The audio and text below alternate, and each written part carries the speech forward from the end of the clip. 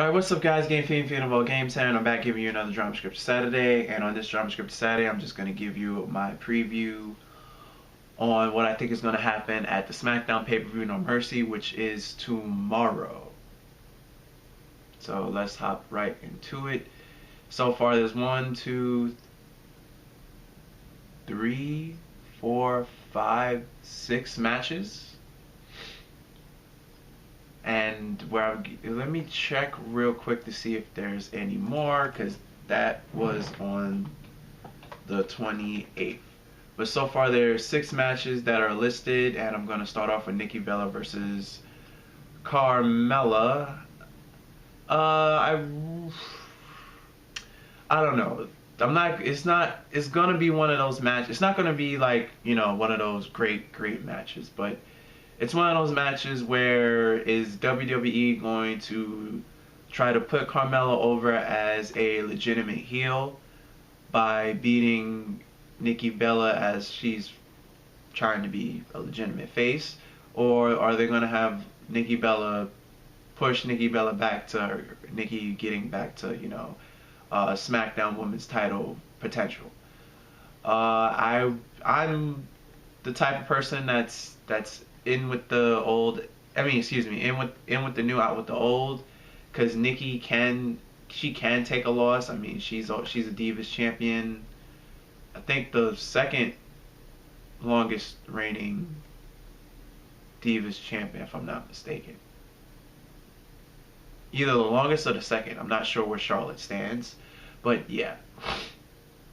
So there's that. So she can take a loss, and then you have Carmella go over and start her career being a somewhat dominant heel, because she's beating a person that's already held a title. And I can't find these matches. Never mind, I found it. So it's 1, 2, 3, 4, 5. Yes, there's 6 matches. No, there's 7. 1, 2, 3, 4, 5, 6, 7. Okay, the kickoff match was added. So there's 6 matches to the pay-per-view, and the kickoff match is Jack Swagger versus Baron Corbin. Another situation, Jack Swagger could take a loss. He's been World Heavyweight Champion. So Baron Corbin is new. He needs to win, and he's like a giant, or big, as they call him, because he's over 6. He's over 6'7". So yeah, I have Baron Corbin winning the kickoff match. I want Carmella to win the match versus Nikki Bella. WWE's Women's Champion Becky Lynch versus Alexa Bliss. I want Becky Lynch to retain, because she's only been champion for about a month now. So yeah, it'd be too hot potato-ish to take the title off of Becky Lynch and give it to Alexa Bliss, because that means Becky Lynch is just automatically going to have rematch cards at the next pay-per-view. So yeah, Becky Lynch. I want Becky Lynch to retain. SmackDown Tag Team Champions Heath Slater versus Heath Slater and Rhino versus the Usos. The Usos are heel now, and I can't say that they're more entertaining as heel than they were as a face. I enjoyed them better as faces. It seems like their being a heel is being a little bit too forced, and they don't really have the charisma to be heels. Well, Jimmy does. Jay just sucks. So, charisma wise, so I think I just can't see them as a legitimate heel tag team. I have Heath Slater and Rhino winning this match, but I just wish the Usos wouldn't have gone heel. Intercontinental Championship, The Miz versus Dolph Ziggler. If Ziggler loses, he must retire. Gonna go with, I don't know any inside story on this, so I'm probably gonna say Dolph Ziggler wins, because if there was any inside story about Dolph Ziggler leaving, yada yada yada, we would already know the outcome of this match. But I'm going to say Dolph Ziggler finally wins. He becomes Intercontinental Champion.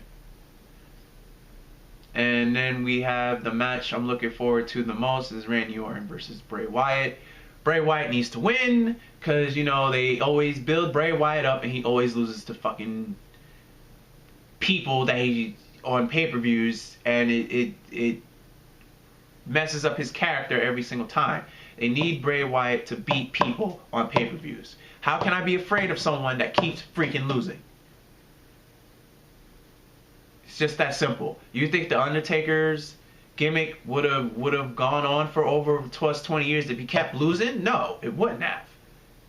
So Bray Wyatt needs to win this match. They need to stop building up his character just for having him to lose. Outside of John Cena, I've forgotten the last credibility face that Bray Wyatt has beaten. So yeah, Bray Wyatt needs to win this match against Randy Orton. And we have the triple threat match: AJ Styles versus Dean Ambrose versus John Cena. Well, if you read inside stuff, you should already know how this is gonna go. But I'm not going to spoil it. I'm just gonna say it should be a 4-star match. So I won't give my prediction on this because I already think I'm 90% sure of the outcome. So I won't give my prediction on this match. I just say you guys should watch this match.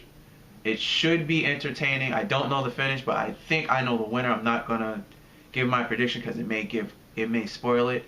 So that should be the second best match on this card. The first match should be Randy Orton versus Bray Wyatt, and the second best match on this card should be the triple threat match versus AJ Styles, Dean Ambrose versus John Cena.